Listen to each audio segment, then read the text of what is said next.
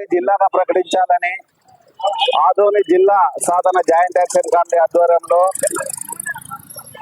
దాదాపు 87వ రోజు చేరుకున్న రిలే నిరాహార దీక్ష శిబిరంలో మరి ఈరోజు సిపిఐ అనుబంధ సంఘం auto drivers and workers union AITC ఆధ్వర్యంలో దాదాపు 22 మంది కూర్చోవడం జరిగింది. మరి ఆటో కార్మికులకు జేఏసీ తరఫున ఉద్యమ అభినందన తెలియజేస్తూ మరి ఈ యొక్క ఆదోనిని జిల్లాగా ప్రకటిస్తే ఆదోని పరిసరాల్లో ఉన్నటువంటి పశ్చిమ ప్రాంతంలో 5 నియోజకవర్గాలు ఆదోని, ఆలూరు, పత్తికొండ, ఎమ్మిగనూరు, మంత్రాలయం ఈ 5 నియోజకవర్గ గ్రామ స్థాయి నుండి మరి పట్టణ వీధి స్థాయి వరకు కూడా ఈ యొక్క ప్రాంతం వర్షాభావం మీద ఆధారపడి జీవిస్తున్నటువంటి ప్రజలు మరి అనేక సంవత్సరాల నుండి వర్షాలు సరి అయిన టైంకి రాక లేక అధిక వర్షాలు రావడంతో మరి పంటలు పండక మరి ఉపాధి లేక ఈ ప్రాంత ప్రజలంతా గ్రామ స్థాయి నుండి వీధి స్థాయిల వరకు కూడా ప్రతి సంవత్సరం వందలాది కుటుంబాలు ఉపాధికై మరి ఇతర రాష్ట్రాలకు వలసలు పోయేది మనం ప్రతినిత్యం మీడియా ద్వారా కానీ పత్రికల్లో కానీ చూస్తూనే ఉన్నాము. మరి ఈ ప్రాంత ప్రజల యొక్క జీవన విధానం మారాలి, ఆర్థికంగా సామాజికంగా ఎదగాలంటే ఈ ప్రాంత ప్రజలకు ఉపాధి కావాలన్నా ఈ ఆదోనిని జిల్లాగా ప్రకటించాలనే చాలా ఆవశ్యకత ఉంది. మరి ఈ యొక్క జిల్లా ఉద్యమ సాధనలో జేఏసీ చేపట్టినటువంటి మహత్తరమైనటువంటి రిలే నిరాహార దీక్ష నేటికి 87వ రోజు చేరుకున్న ఈ 87వ రోజులలో మరి జేఏసీ అనేక వివిధ రూపాల్లో ఉద్యమాలు చేపట్టడం జరిగింది. మరి డిసెంబర్ 10వ తేదీన ఆదోనిని బంద్గా ప్రకటించడం వల్ల మరి ఆదోని ప్రజలు అన్ని వర్గాల వాళ్ళు కూడా స్వచ్ఛందంగా బంద్ను చేసుకొని నిరసనలు తెలియజేయడం జరిగింది. అదేవిధంగా మళ్ళీ 24వ తేదీ జనవరి 24వ తేదీ కూడా 5 నియోజకవర్గాల్లో జేఏసీ బంద్ పిలుపునిస్తే 5 నియోజకవర్గాలలో కూడా ప్రజలు స్వచ్ఛందంగా బంద్ను విజయవంతం చేయడం జరిగింది. ఒక ఎమ్మిగనూరు మాత్రం మరి ఈ జిల్లా మంత్రి అయినటువంటి టిజి భరత్ గారు ఈ ప్రాంత ప్రజల యొక్క సమస్యలు పట్టించుకోకుండా ఈ ప్రాంతం జిల్లాగా ప్రకటించడం ఆయనకు ఇష్టం లేక మరి ఆయన ప్రధానంగా జిల్లాకు అడ్డుపడే విధంగా మరి ఎమ్మిగనూరు ఎమ్మెల్యే గారిని ఆయన కూడా ఎమ్మిగనూరుని జిల్లాగా ప్రకటించాలనే ఒక కుంటి సాకు తీసుకురావడం చాలా ఆశాస్పదము. మరి మేము జేఏసీగా వినతి పత్రం ఇవ్వడానికి వెళ్ళినప్పుడు కూడా ఈ జిల్లా మంత్రి ఏ రోజైనా ఈ ప్రాంత ప్రజల యొక్క కష్టాలు చూశారా, ఈ ప్రాంతంలో పర్యటించారా, ఈ ప్రాంత ప్రజల యొక్క కష్ట సుఖాలు మీరు ఏదైనా పరిశీలించింటే మీకు అప్పుడు తెలిసేది.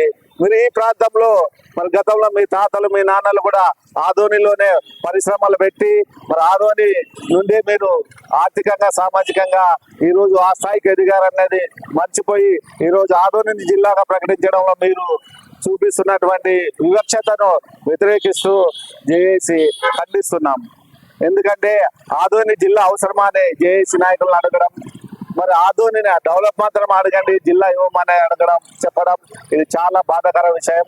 కావున మరి ఆదోనికి సంబంధించినట్టు ఆదోని జిల్లా ప్రకటించకపోతే టిజి భరత్ గారిని ఈ ప్రాంతాల్లో ఎప్పుడైనా పర్యటనకు వస్తే ఆయన ఖచ్చితంగా నిర్బంధించి ఆయన ఈ పశ్చిమ ప్రాంతాల్లో ఎక్కడ కూడా పర్యటించకుండా కూడా నిర్బంధించడానికి జేఏసీ వెనకాడదని చెప్పి సందర్భం తెలియజేస్తూ అదేవిధంగా మొన్ననే మరి ఈ రాష్ట్ర ముఖ్యమంత్రి గారు ప్రభుత్వ సంక్షేమ కార్యక్రమంలో భాగంగా మరి ఎమ్మిగనూరు నియోజకవర్గం కలగొండలకు రావడం జరిగింది. మరి ఆ రోజు కూడా మేము జేఏసీగా ప్రోటోకాల్ ప్రకారంగా మేము ఖచ్చితంగా ఎస్పీ గారు వినతి పత్రం ఇవ్వడం జరిగింది. మేము మరి మీ ఆధ్వర్యంలోన మీ ప్రోటోకాల్ ప్రకారంగా సీఎం గారిని కల్పిస్తే మా శాంతియుతమైనటువంటి ఉద్యమంలో భాగంగా మేము సీఎం గారికి వినతి పత్రాన్ని సమర్పిస్తామంటే ఖచ్చితంగా మేము కల్పిస్తాము, మీరు జేఏసీ నాయకులు లిస్ట్ పేర్లు ఇవ్వండి, ఆధార్ కార్డులు ఇవ్వండి అంటే ఆధార్ కార్డులు పేర్లు కూడా ఇవ్వడం జరిగింది వాళ్ళు నమ్మి. కానీ మమ్మల్ని ఈ యొక్క కర్నూలు జిల్లా ఎస్పీ గారు, పోలీస్ యంత్రాంగం కూడా మోసపూరితమైనటువంటి చర్యలు వాళ్ళు తీసుకోవడం బాధాకరం. మమ్మల్ని కల్పిస్తామని చెప్పి ఆదోని 3 టౌన్ నుండి మరి ఎమ్మిగనూరు రూరల్ స్టేషన్ తీసుకెళ్లి అక్కడ నిర్బంధించి మరి సీఎం గారు ప్రోగ్రామ్ అయిన తర్వాత మా వాళ్ళని విడుదల చేయడం జరిగింది. మా జేఏసీ నాయకులు ఎప్పుడైతే అరెస్టులో చేశారో మరి నిర్బంధించారో అట్లనే విద్యార్థి సంఘాలు కూడా మరి ఆ రోజు ఆయన యొక్క పర్యటనను వ్యతిరేకిస్తూ సీఎం గారు గో బ్యాక్ అనే నినాదంతో పెద్ద ఎత్తున అక్కడ ఉద్యమించడం జరిగింది. తదనంతరం జేఏసీ నాయకత్వం అందరూ కూడా సీఎం గారి పర్యటన సభలో మేము అనేక రూపాల్లో వివిధ రకాలుగా ఆ సభలో పాల్గొని అక్కడ కూడా నిరసన తెలియజేయడం జరిగింది.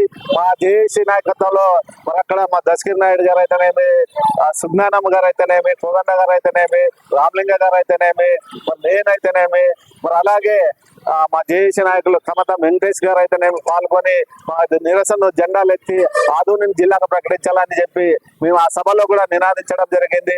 మరి వెంటనే మమ్మల్ని అందరూ కూడా అరెస్ట్ చేయడం జరిగింది. మరి అందులో కిలాంగులు అయినటువంటి కమత వెంకటేష్ గారు ముందు సీఎం గారికి 10 అడుగుల దూరం కూర్చొని ఎంతో ధైర్యంగా మరి మా యొక్క ఆదోనిని జిల్లాగా ప్రకటించాలి, ఈ ప్రాంత ప్రజల కోరికను మీరు పరిధిలోకి తీసుకుని ఆదోని జిల్లాగా ప్రకటించాలని చెప్పి ఆదోని జిల్లా జెండాను పైకెత్తి స్లోగన్స్ ఇచ్చి మరి ఆయనకి రిప్రజెంట్ ఇవ్వడం జరిగింది. అయినా ఈ రాష్ట్ర ముఖ్యమంత్రి గారు ఆయన స్థాయిని మర్చి మన ఒక వికలాంగుడితో అవిటి వాళ్ళతో ఎలా ప్రవర్తించాలో కాకుండా కూర్చోవయ్యా, చూసాం కానీ కూర్చో, ఉండవయ్యా అని చెప్పి కూర్చోమని చెప్పి మాకు తెలిసిన ప్రజలు అడిగితే ఇస్తాం, మేము జిల్లా మీరు అడిగితే ఇవ్వమంటే మేము ప్రజల పక్షాన ప్రజల వైపు ఉండి ప్రజల కష్ట సుఖాలు మేము తెలుసుకొని గ్రామాలకు వీధికి వెళ్ళి మేము ఈ ప్రాంత ప్రజలు కాబట్టి ఈ ప్రాంతంలో ఎలాంటి ఇబ్బందులు ఉన్నాయని వాళ్ళ తరఫున మేము రిప్రజెంట్ చేయడానికి వస్తే మమ్మల్ని ఇంత అవమానకరంగా చేయడము అది ఒక రాష్ట్ర ముఖ్యమంత్రి గారికి సబబు కాదని చెప్పి సందర్భంగా తెలియజేస్తూ మరి ఖచ్చితంగా రాబోయే రోజుల్లో స్థానిక ఎన్నికల్లో ఈ కూటమి ప్రభుత్వానికి బుద్ధి చెప్పడానికి జేఏసీ సిద్ధంగా ఉంది. అదే విధంగా ఈ పశ్చిమ ప్రాంతంలో ఉన్నటువంటి కూటమిలో భాగస్వామైనటువంటి బీజేపీ అయితేనేమి, జనసేన అయితేనేమి, అదే విధంగా తెలుగుదేశం అయితేనేమి ప్రారంభ దశలో ఉద్యమంలో బాగా పంచుకున్నారు. మరి డిసెంబర్ 10వ తేదీ బంద్లో వాళ్ళు కూడా పాల్గొనడం జరిగింది. కానీ ప్రభుత్వం వాళ్ళు కూడా అడ్డుకట్టేసి మరి వాళ్ళు కూడా ఉద్యమంలో రాకుండా చేశారు.